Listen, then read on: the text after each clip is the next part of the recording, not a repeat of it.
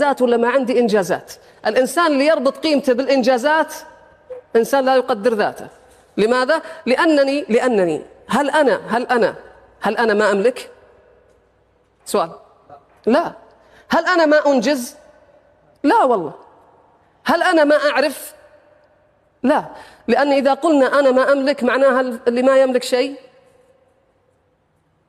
لا يساوي شيء، وأن الفاشل أيضا لا يساوي شيء، ليس بالضرورة. تقدير الذات يعني ما هو رأيك تجاه نفسك، تجاه ذاتك، هذا يسمى تقدير الذات. نتكلم عنها بشكل إجمالي الآن ثم ندخل في التفاصيل بإذن الله تعالى.